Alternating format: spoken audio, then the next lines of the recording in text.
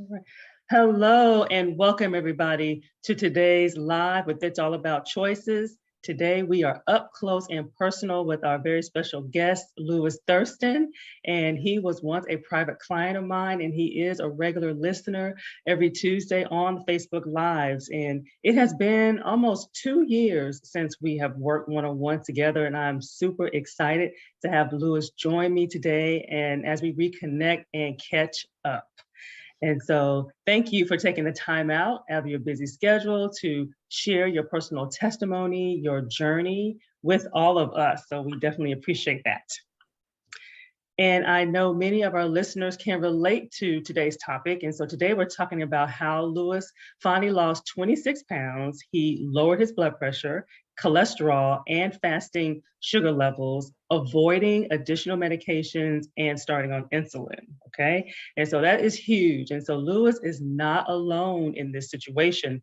Simply replace his name with yours. And many of us can relate to making those changes or trying to make those changes, and we make all these different revisions to how we eat and what we do, but yet the scale is still going up, our blood pressure is still rising, our fasting blood sugar levels are still rising, and then on top of that, maybe our cholesterol and our A1C levels are still elevated every time we go and get our labs drawn. So it's very frustrating when you can make all those changes and you don't see the results that you're seeking.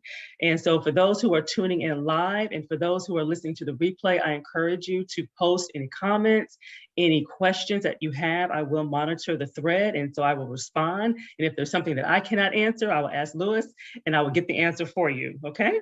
And so Lewis has known me actually since I was a kid, and we're not related by blood, but we are family. And he is one of the few people that has witnessed me going back to school, leaving the computer programming field, and entering into my current purpose, which is being a registered dietitian. And so I was honored that he asked me to join his healthcare team. And today we're going to talk more about who Lewis is, his fears of carbs, his struggles with managing his diabetes and his cholesterol and getting that weight off. And also something that's very important that we don't hear many people talk about is his challenges with change, and specifically changing habits. It's very difficult to change habits and behaviors that we've done for years, and a lot of things that we don't even realize we do. And so he's going to share a bit more about that period as well. And so I have no doubt that you will find his story impactful, and you will even see yourself in him as well. And so now we're going to hear from the man of the hour. And so if you would please share with us, Lewis, your line of work and what you do for a living. Well, first, I'd like to say thank you, Sandra. And as you said, we may not be family by blood, but we are family. We've known each other over 50 years. So, Mhm. we are family. But what I just like to share, with our viewers, I am an IT professional. I've been an IT professional since, wow, I hate to give a date, but over 35 years. And so I'm near retirement, and I'm just excited, and I want to go into retirement, in a healthy state. And so one of the things that I want to do is make sure that, I was healthy, and I was watching you do your interviews and do your show, online one day, and I decided, you know what? I'm going to the doctor already, so I may as well, give Sandra a try. And that's what I decided to do. I'm very active in fraternal life, also, family life, enjoy working with the kids.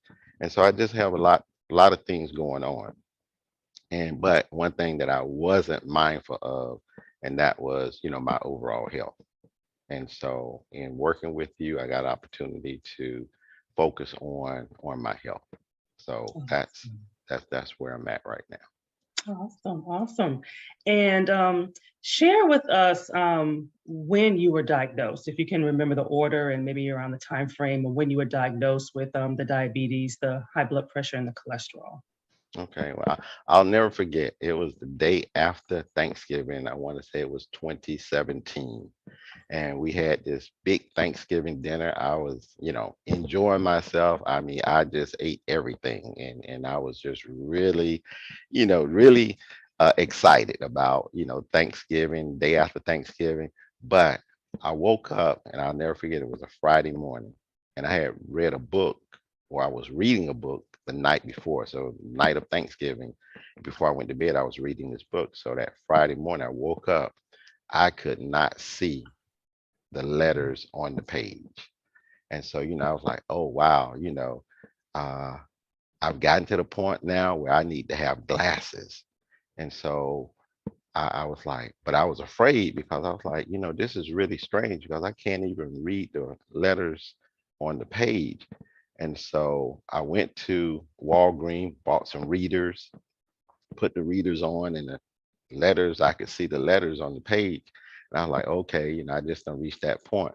But at the same time, at night while I was driving, and this was over the weekend, I couldn't read the signs, in the road, and I was really, worried. And so that Monday morning, I called my doctor and went to, and they told me that, hey, you need to go get this lab work. And so apparently they sort of did a rush on the labs. And when they got the results back, and this was on a Tuesday, my doctor wanted me to come in because apparently there was something in the labs that, he was very concerned about. And I was like, okay. So I went to the doctor, and at the same time, the doctor, he took my blood sugar again. And at that point, based on the labs, it was like 13.9. And so he was to the point of ready to send me to the emergency room because he thought my blood sugar, was truly elevated. And so he said, well, you know what? Time has really caught up with you. You are now, diabetic. And I was like, well, how did that happen? Hey, I've been coming to you for years, and, you always tell me, hey, I need to, watch it. It's a little high, but, we never did anything about it.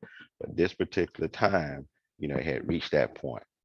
And I was like, oh, wow, I was afraid, didn't really know what to expect, and I didn't know what the next step was. And he was like, well, we're going to give you this medication, and you're going to take it. I can remember growing up in a family where our relatives were diabetic and, taking insulin, had a uncle, who had, his leg amputated. And so all of this was in my mind. And I just was like, did not want to go down that road. And so I asked the doctor, okay, what do I need to do? And so he gave me the, hey, you need to take this. We'll set you up with a person that will teach you about, diabetes, your diet, so forth and so on. And, I was like, okay, that's okay. So they was monitoring me really close. And I was like, okay. And that was pretty much my journey or my beginning of dealing with diabetes.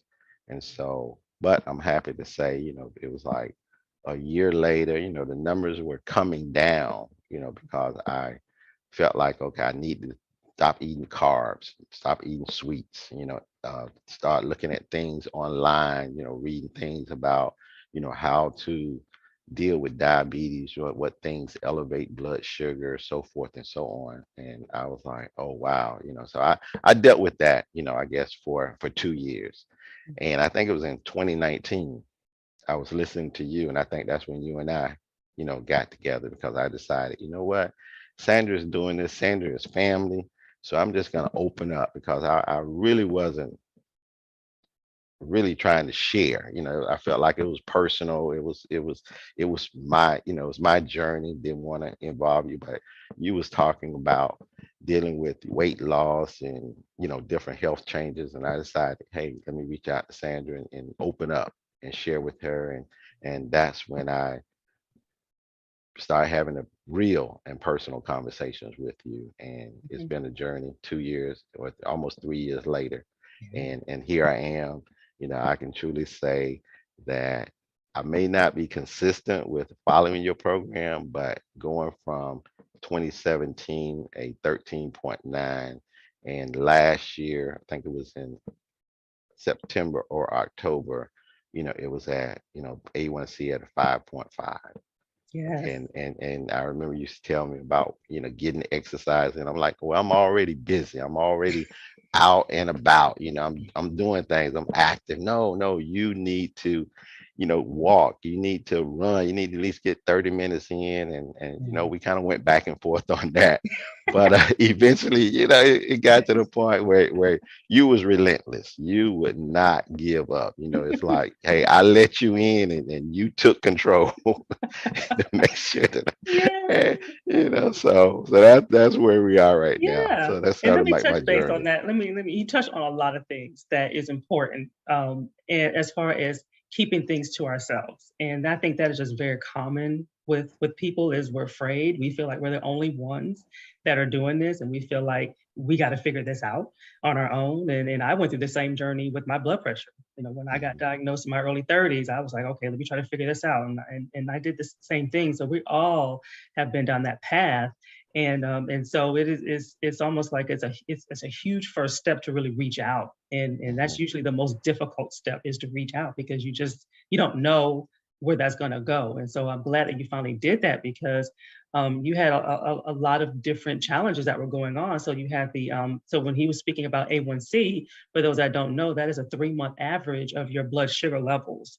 And so for 13.9, that is very high. That's why the doctors were very concerned, wanted to take to the doctor, take them to the ER, et cetera. And for it to go from 13.9 to 5.5 is amazing. Okay. That is normal ranges. Okay. For somebody who's never been diagnosed.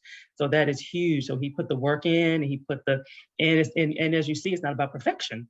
He said he's not consistent. And it's not about being perfect, doing it all the time 100%. I don't do it 100%.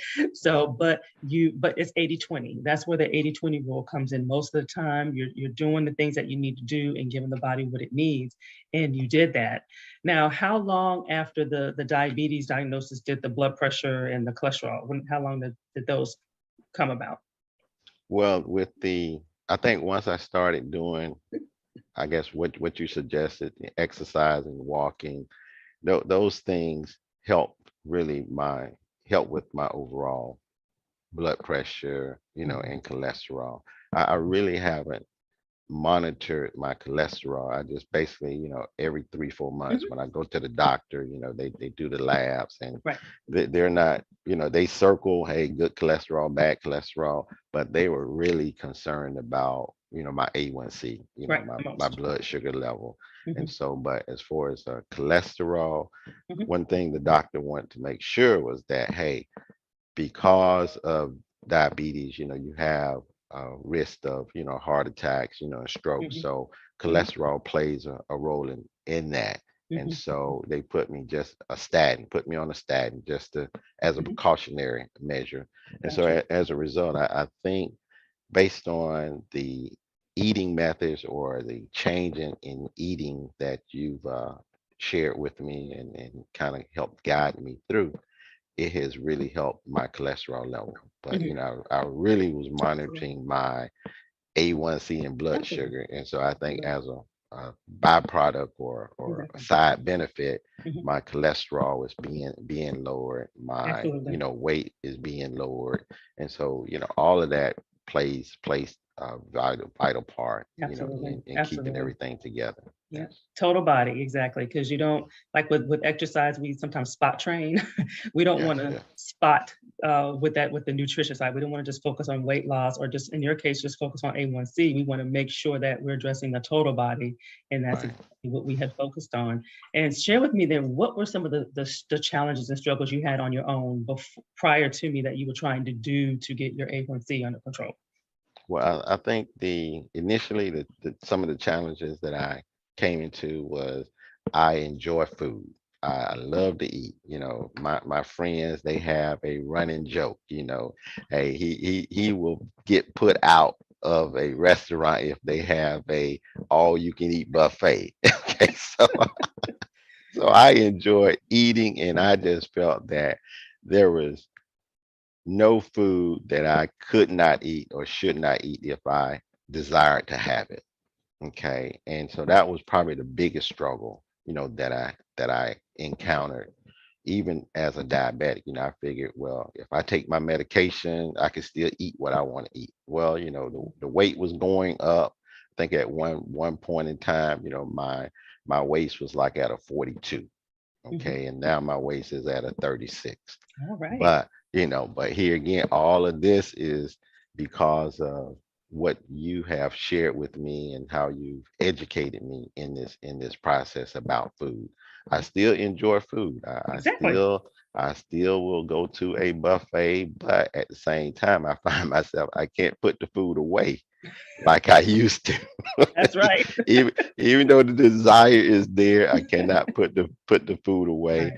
Right. I think with education there comes power, and that's what you provided for me. That was education about food. You never told me that, hey, I couldn't eat this. You always tried to share with me how I need to look at the food, how I need to look at the food labels, how I need to think about the overall balance of the food, to eat from the five food groups. And so beginning, those things were a challenge. I really wasn't into, wanting to hear what you had to say about, hey, need to eat the balance, balance meal. You need to eat from the five food groups. It's like, no, I want to eat my cake. I want to drink my juices.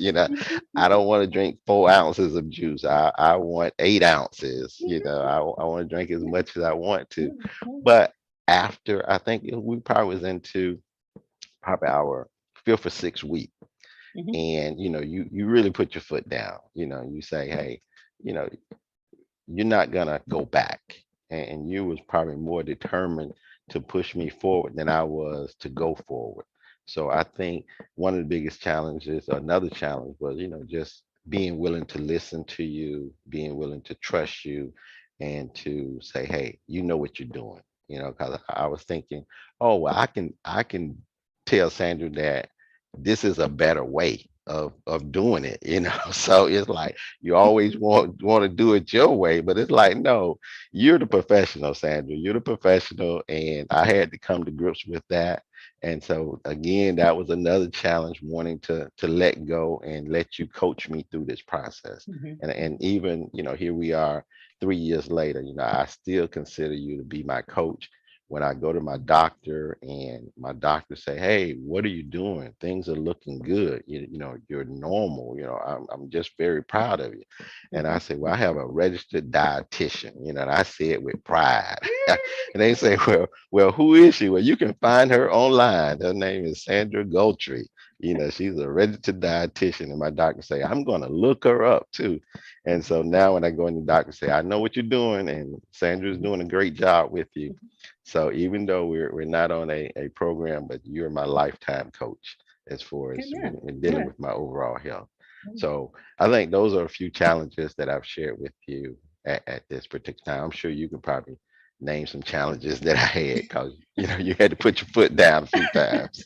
Well, the thing is you're not alone. That's what I want, and that's what you're saying is what other people experience, and I think because because we're family, and I'm like, okay, um, it's almost like you had to. She's not that little kid anymore. She can help me. I knew you were still That's it. That's true. That's true. and I wasn't going to give up. I wasn't going to give up because you were there. You stepped up. You went out your comfort zone, and so we just had to stay with it, and we got through it, and we got through it. And I'm super proud of you. And I wanted to share. I want you to share, what did the doctors say? When they started seeing things change, because they wanted to increase your medication. They wanted Mhm. to increase your insulin, and why did they want to do that? Yeah. Well, and I can truly say I never had to get on insulin. The Good. doctors, they've always talked about, hey, if your numbers don't come down, we're gonna have to increase your medication, and ultimately, we'll get to the point of you being on insulin. And every time they began that conversation, I would be like, hey, no, we're not even gonna begin to talk about that. Mhm. I think I have something that's gonna lower my numbers, and I think within, like I say, 6 or 8 weeks, I had a doctor visits, and they was looking at my numbers, and they was talking about other types of medications. And I'm like, wait a minute, let me think about Sandra here and what she's saying. These Mhm. doctors are talking about medication.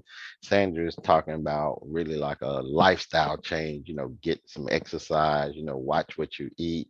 So I started saying, well, you know what, You got medication on one hand, you got knowledge of food and how to eat and exercise and your overall health on the other hand. Which one do you want to listen to? Mhm, Well, I did not, I remember my relatives, doing insulin, and I did mhm, not want to go down that road. mhm, And so each time the doctors talked about increasing my medication, I was like, I'm going in the other direction. mhm, We're looking at decreasing mhm. medication. And so since 2017, I have not had any medication increase.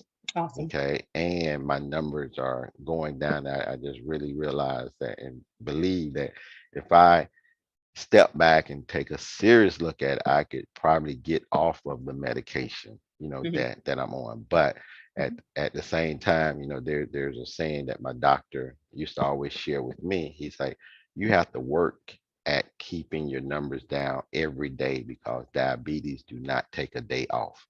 So you mm. cannot take a day off. So you have to Yeah, work just as hard every yeah, day to yeah. keep your numbers down Mhm, because diabetes, is working, yeah, to yeah, raise your numbers. yeah. So Yeah, and in your defense, a lot of that the challenges came from fear. It came from fear of carbs.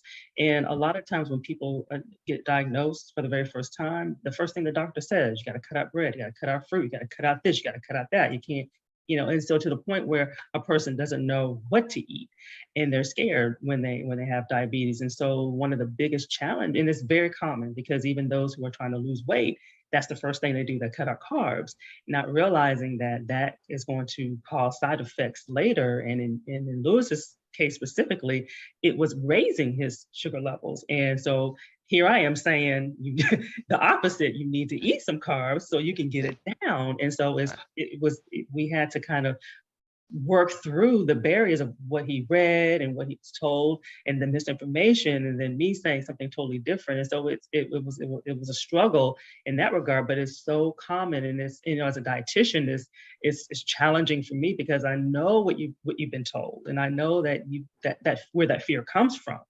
And so once he got to that point of, okay, we got to eat some carbs at breakfast, we got to eat some carbs at lunch.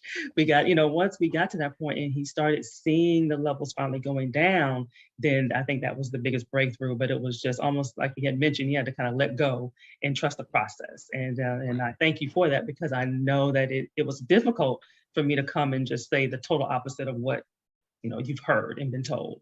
And so yeah, that is definitely something to applaud. And just a reminder for those who are listening live or listening to the replay, feel free to make comments. Feel free to chime in and ask any questions definitely throughout this, and I will follow up on the thread and respond. And so share with me then, a lot of people. Um, Oh, I don't worry. A lot of people. Oh, well, let's talk about the naps. Let's talk about the sleepiness. You used to feel sleepy after lunch a lot. oh So yes. share about your energy levels and how that has changed. Something I really haven't thought about it. It's been You done forgot about it. I totally forgot about it. But I can, now that you brought it back to my remembrance, yes, I can remember, I used to eat lunch and the next thing I wanted to do was take a nap. Okay. I don't know why. I didn't know what was going on. I was like, my sugar level is too high, it's making me sleepy or whatever. I would just come up with anything. I would find myself at my desk, napping. I had to get a nap in or get up and walk around or and I sometimes I felt like, oh, I need to get some candy, I need to get something to Mhm, wake me up, mhm, and it was like I don't know, I really didn't know what was going on. But like I say, once you start balancing your meals, eating from the appropriate food groups and all, I don't find myself wanting to take a nap, mhm, because it's like, you know, 10 minutes before getting on this, doing this interview with you, I had lunch, and mhm. I ate well, but I am not sleepy, my energy levels are up, I'm feeling good. And Awesome. so, I guess it's been very rewarding Mhm, knowing how to eat, what to eat, when to eat, Good. those different things. And I can always remember, you teaching me or sharing with me, hey, you can't go, 4 or 5 hours without, eating. You gotta eat a snack, and now I keep my little mini bars. I make sure I get a little snack in there. So Mhm. I try not to find try not to allow myself, to get hungry. I Too think you hungry. call it hangry. Hangry. Yes, that's Yeah, yeah. That was a phrase you used to use because, during that point, here again, that was my little rebellious stages, saying, oh, well, if I eat breakfast, I can hold out the lunch. Well, not really. Mhm. If you eating proper and, you eating the right thing, you're going to need something to kind of tide you over to that Yeah. next meal. Yeah. And And that so, and that also helps keep your sugar levels at bay and keep them mhm, from dipping and rising and things of that nature. right. And I want to share with our listeners some of your stats. And so Okay. overall, he lost 26 pounds, and he's maintaining that very well. He had mentioned about the A1C. It had went from 13 to like 5.5 as a low.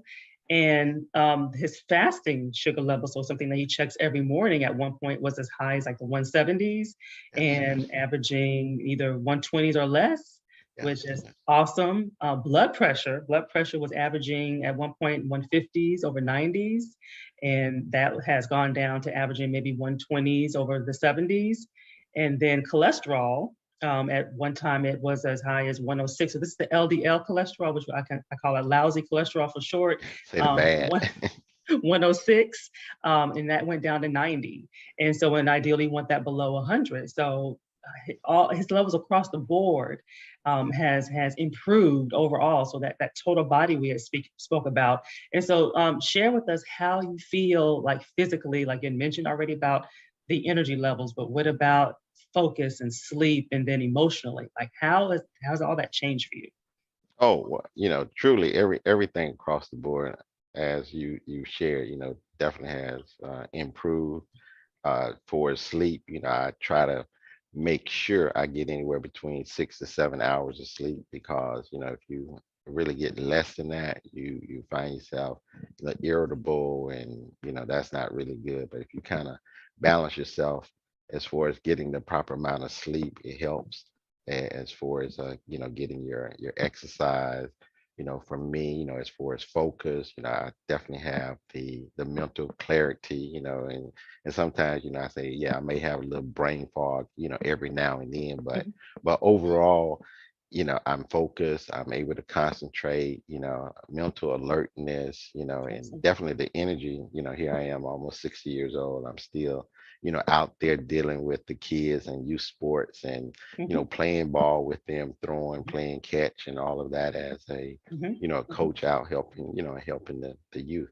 And so Awesome. really I want to continue for another 20 years Yeah, doing this, and I think you absolutely. working with you, you put me on the right path, and the only thing I have to do is just be obedient Mhm. and stay with the program, continue to reach out to you, and like I say, we're not engaged in a contract or anything, but I always feel that you're there, you've been Yes, there, yes, you've been absolutely. there, and so anyone, I would just suggest, if you've ever dealt with Sandra, just don't think, once the contract ends, she'll still be there. So Yes, absolutely. don't be afraid to reach out to her Thank you. and share with her, let her know how you're doing. As far as every time I get my labs, I reach Yes, out to Sandra and I share. appreciate that. I want you to look at them. Hey, if you see anything that's not right, tell me. Mhm, So mhm. Yeah. and if they're high, I know why the numbers are high because I did cheat. And by cheating, Yeah. it's gonna show. Yeah. Those things are gonna show. But if you're really concerned about your overall health, you'll get back on track. Yeah, exactly. And then and We you we have the fall off the tools. wagon. Yeah, Yes, yes, and you have the yes. tools to get back on track, which is Hmm. what saves us all. And Exactly. and the thing is, I'm glad you mentioned about being almost 60 because you got this diagnosis. You was what, early 50s? And so Mid 50s, yeah, 5 years so ago. Yeah, mid. young, Hmm. young. Hmm. So you have added years back to your life, which is amazing. I mean, because Hmm. like I was in the same situation. I was kind of heading down the slippery slope of all kind of health problems. If I didn't get that blood pressure scare, really had caused me to make a change. It caused me to to, okay, wait a minute now, what am I doing? And I was in my 30s. So, so Wow. kind of that was a warning, a warning to say, hey, you got to turn this around. You can fix this. And Hmm. you're living proof that even with all the genetics and the family history and everything that you've seen, that we don't always have to have that same destiny, and, and, Right. Right. and we don't always have to go down that same path. There's many things that we can modify, and that you did. And you had mentioned about being very busy. And so I want to kind of touch on this because this is everybody. Many of our listeners, they're members of Greek organizations, as you are, fraternal organizations, like nonprofit community organizations. And just being a member and being active is a time commitment in itself. But you have held leadership positions in these organizations, and Yes. they required you to travel, and people want to feed you and take you out and do Yes. things. Yes. How did you balance all of that with this change? Well, once I got the knowledge, because before I used to eat everything that would be put in front of me. We had banquets after banquets, and Mhm. they, some people would order vegetarian plates, and that would be loaded with pasta and different, Yes. non-protein things, and I was like, no, I can't eat that, but I would still eat my mashed potatoes and the Mhm. corn and the apple pie afterwards, or the ice cream and all of that stuff. And you know, today, if that menu is put in front of me, I may not eat the whole thing. I Mhm. may just taste it and Mhm. put it back, and just let it go. But uh, coming through these different organizations, going to these different conferences and conventions, and where they just had a standard meal for everyone, Mhm. and everyone just ate. And I always say those meals are not friendly if you're a diabetic. They're not diabetic Right. friendly. Okay, They're not blood pressure friendly either, I tell you. they're not blood pressure friendly. But in my mind, I'm looking at, oh my Yes. goodness, this will elevate my blood sugar, Mhm. and knowing that, I kind of just sample it, put it back, but I would no longer clean my plate. Before, Mhm. you kind of grew up where, oh, you had to clean your plate. But now, no, you don't Mhm. need to clean your plate. Yes. Just sample Right. it, and just understand, if you're gonna eat this, you don't have to eat it all. Yes. And so being in those different organizations, and even today, we just concluded a convention or a conference this weekend, and I did not stick around to eat lunch. I went and found something else to do, but at the same time, there used to be a time when I want to stick around Yeah. for lunch. Yes. Okay, and make sure, hey, that was the meal that you was looking forward to. Mhm. and, Mhm. and so I found myself in probably about the last year, I'm not eager to eat lunch, or find out what's for lunch, Yeah. Yeah. because that's no longer important to me. Yeah. If I'm there, I'll partake, but I don't overindulge. Right. And you know what all that's called? It is mindfulness. You are Oh, okay. mindful now because once Okay. upon a time you just like, okay, it's there. I'm gonna eat it. They made this for me.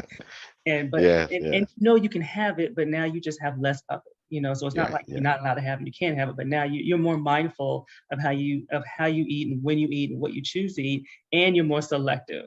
And Mm, and I don't know if you remember me sharing that. And then as you go through this process, even now, 2 years later, you become more and more selective in what you eat and what you indulge in, because we're going to indulge, and there's mhm, nothing wrong with that, but it's not any and everything. It's got to be worth it to you. mhm. Yes, yes. Okay, it's gonna be worth this little spike, Mhm, but you mhm, know how to mhm. control that. Yes, yes, yes. And I think as a reinforce, I find myself telling, different people that I come in contact with, that's having struggles with, diabetes and blood pressure. I tell them about you.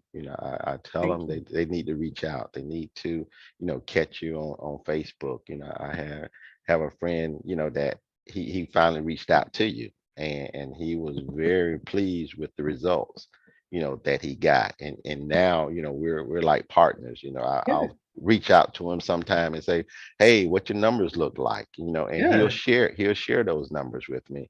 And at the same time, if his numbers are a little high, he will admit, hey, I've been cheating. I say, Mhm. okay, now you need to get back on track. Yeah, You need to get back on that's track, good. because I want you around for a long time. We need to make sure that we stay in touch with each other. Yeah, So as a result of this journey, I've been able to share with others and encourage others to reach out to you and to at least listen to you and give you a shot, yeah. because personally, I'm fraternal, I'm forever grateful, to you for what you've done for me. I can't thank you enough. And a lot of Amen. times, we say, well, because you're family, I don't want to do this. Hey, but in this case, hey, I'm happy that you're family. I'm glad Yes. that you're here. I'm glad that we stay in touch with each other because from a health perspective, you've been, A+ for me. I truly Amen. I appreciate you. appreciate that. I appreciate that. Well, any words of wisdom that for our listeners that are in the same situation that you were once in, what words of wisdom would you share with them? Well, I would say if you are struggling with anything, cholesterol, high blood pressure, diabetes, don't think you can do it by yourself. Okay, I don't want you to think that, oh, this is something that you can solve, because if you were a mechanic and someone that was a baker came to you, you're not going to show them the baker and expect them to understand things about being a mechanic. Okay, so when it comes to your overall health and how to eat and to manage your blood sugar, you need to have a professional. You really need to have a professional on your team. And I consider Sandra as being one of my team members. I have a banker, I have a lawyer, I have a dietitian. Okay, I consider all of these people, my coach, because they bring their skills and their professionalism, to you to help you be a better person. And for me, I would say if you find yourself in this position, find a professional. Find a professional, and I think everyone should have a dietitian as part of their team. And so Amen. just reach out. Don't be afraid to open up, and don't think, oh, because your belly is 3 inches, round, that's okay. It's not okay. Hmm. That's a sign that something is going on. And a dietitian, can definitely help you with that. So Yes. I find myself standing in the mirror looking sideways, because I'm a lot slimmer than I used to be. So if you find yourself in this Yes. situation, similar to what I've shared with you all today, there's help. Don't be afraid to reach out. And just as a plug, Yes. think about Sandra Gultry. Okay, you're a registered dietitian. I appreciate that. I really do. I really do. And Lewis, I thank you so much for sharing your story, sharing your journey, and being transparent. Because trust me, you are changing mindsets, you are changing lives, and people, we always feel we're the only ones, and that nobody is feeling the same way that we're feeling. And so I think you've probably broken down some barriers for a lot of people. And to my listeners, thank you for tuning in with Up Close and Personal with our very special guest, Lewis Thurston. I really hope that you found this segment inspiring, motivating. It was real talk. And most of all, I hope that it gets you excited about what's possible for you as far as getting control of your health, where you can avoid either getting on meds or increasing your meds, breaking through those weight plateaus, building a healthy relationship with food, including not restricting carbs or fearing carbs, and getting control over those cravings, sugar cravings, food cravings, and just building life skills and habits that are realistic and things that will stay with you the long haul, even through those ebbs and flows of life and those ups and downs of life. Okay. And so I thank you for tuning in this week with It's All About Choices, Nutrition and Weight Loss. Remember that keeping a positive mindset and speaking only positive self talk goes a long way in cultivating and maintaining a healthy lifestyle and self care habits that last for a lifetime. So tune in next week, same time, same handle, and bye for now and enjoy the rest of your